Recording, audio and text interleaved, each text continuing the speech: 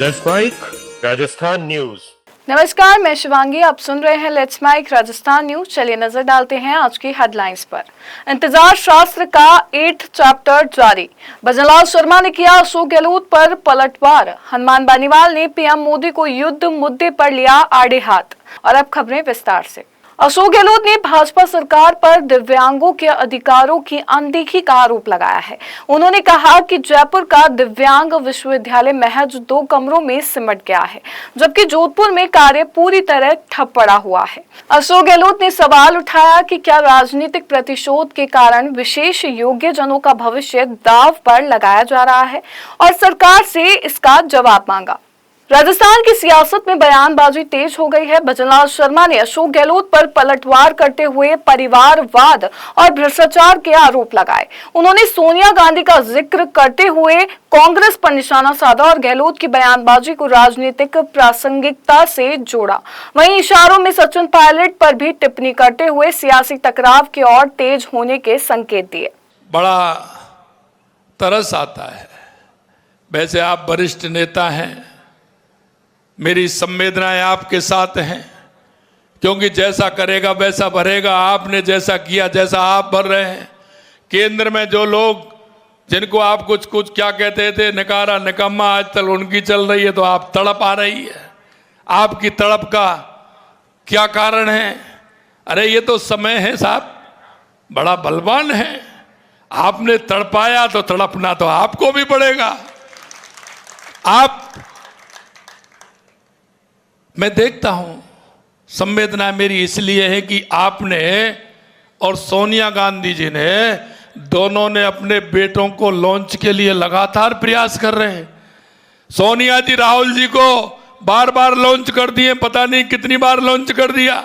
आप अपने बेटे को यहां लॉन्च करते हैं, पता नहीं कितनी बार कर दिया, और फिर भी ढाक के 3 बात आते हैं। क्या कारण है, कभी इस पर विचार करिए। लेकिन आप अब बड़ी राजनेताओं के बेटाओं के बारे में बोल रहे हैं। जरा गलेबान में झांक करके देखिए। मानिए जब एक उंगली सामने वाले की तरफ करते हैं तो 4 उंगली अपने ऊपर आती हैं। विचार कर लीजिए आपने क्या क्या किया था। अरे आपने तो यहां तक मैं कहता हूं कि उन लोगों के सपनों को रौंदने का काम किया था, और आज भी आप वही कर रहे हैं।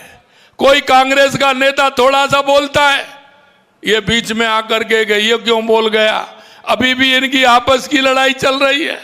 अरे भाई, आपस की लड़ाई चल रही है आपकी, तो हम तो बोलने के लिए मना थोड़ी कर रहे हैं।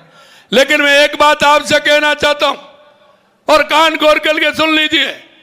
ये आपके भ्रष्टाचार की कहानी और ये तुष्टीकरण की कहानी और लूट और झूठ की कहानी बंद होने वाली नहीं है, बंद होने वाली नहीं है।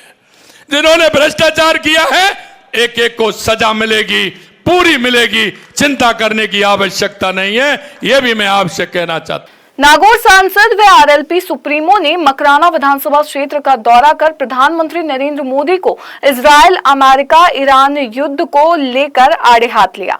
सांसद ने कहा कि देश को अपनी सुरक्षा खुद सुनिश्चित करनी होगी और प्रधानमंत्री के शासन में कभी भी कुछ भी हो सकता है।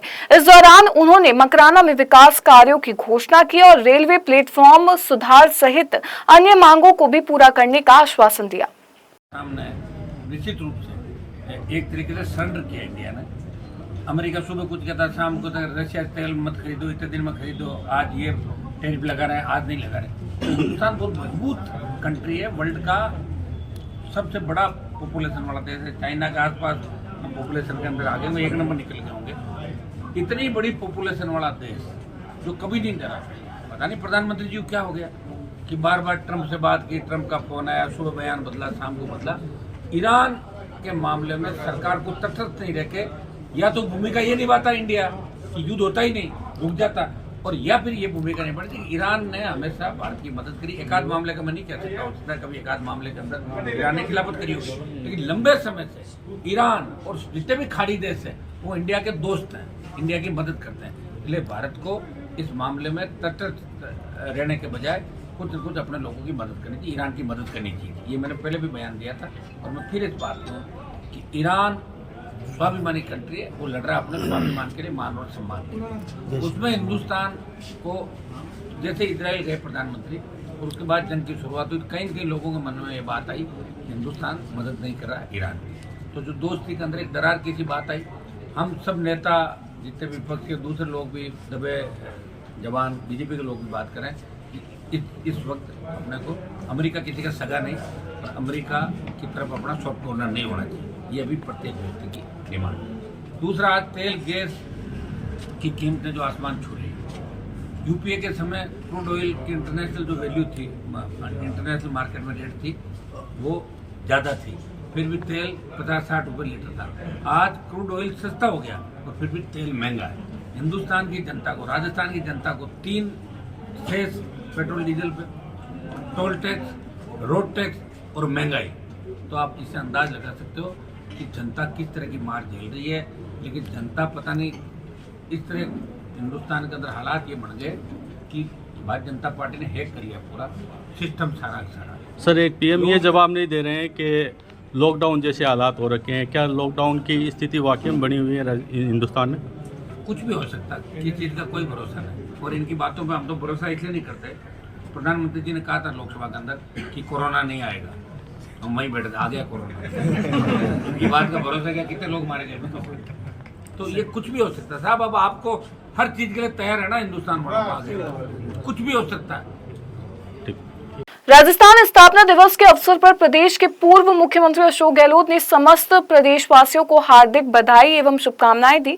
उन्होंने अपने संदेश में कहा कि वीरता, पराक्रम, समृद्ध विरासत और उद्यमिता की धरती राजस्थान का गौरवशाली इतिहास पूरे देश के लिए प्रेरणा स्रोत रहा है।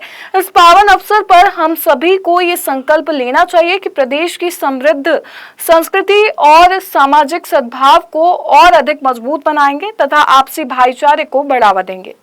पूर्व सीएम अशोक गहलोत ने इंतजार शास्त्र के माध्यम से भाजपा सरकार पर सवाल उठाए कि करोड़ों रुपए खर्च कर बनाई गई इमारतें जनता को समर्पित क्यों नहीं की जा रही है। मुख्यमंत्री और भाजपा नेताओं के जवाब केवल मुद्दे से भटकने वाले बताए गए, जबकि जनता को परियोजनाओं की हकीकत नहीं बताई गई। गहलोत ने आरोप लगाया कि भाजपा सरकार विकास कार्यों की बजाय केवल ध्रुवीकरण और असत्य की राजनीति करती है। ब्यावर में रिटायर्ड शिक्षक दंपति विनोद कुमार शर्मा और उनकी पत्नी पूर्णिमा शर्मा की सरिये से पीट कर हत्या कर दी गई। घटना उनके सोहन नगर स्थित घर में हुई, जब बेटा नौकरी के सिलसिले से शहर से बाहर था।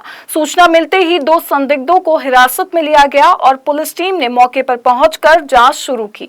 फॉरेंसिक टीम और आसपास लगे सीसीटीवी फुटेज की जांच भी की जा रही है। पीड़ित दंपति का बेटा गुरुग्राम में सॉफ्टवेयर इंजीनियर है और घटना की जानकारी मिलते ही वह ब्यावर के लिए रवाना हो गया। पुलिस ने बताया कि आरोपियों को पकड़ लिया गया है और जल्द ही मामले का खुलासा किया जाएगा। चित्तौड़गढ़ जिले में नारकोटिक्स विभाग द्वारा अफीम तोल कार्य शुरू हुआ। पहले दिन 18 गांव के 303 किसानों की अफीम तोली गई। सीपी जोशी ने तोल केंद्र का निरीक्षण कर व्यवस्थाओं को संतोषजनक बताया और किसानों से संवाद किया। उन्होंने कहा कि लाइसेंस प्रक्रिया अब ऑनलाइन हो चुकी है, संख्या बढ़कर 1.8 लाख रुपए हुई है और किसानों के हित में आगे भी निर्णय लिए जाएंगे। मैं शिवांगी, लेट्स माइक स्टूडियो से जुड़े रहिए हमारे साथ। राजस्थान न्यूज में रोज शाम 4 बजे नॉन स्टॉप न्यूज को रेडियो पे सुनने के लिए डाउनलोड करें लेट्स माइक ऐप। नमस्कार। आप सुन रहे थे let's mike more than radio. Follow कीजिए हमें हमारे सोशल मीडिया प्लेटफॉर्म्स पर। It's time for news. It's time for more than radio. Presenting the first radio news app, Let's Mic. Let's Mic, a news-based app on your phone where you get to watch and listen news, talk shows, interviews, radio show podcasts. On Let's Mic, you get all relevant information of TV, print, radio, podcast, and digital. Let's Mic talks about every segment of life.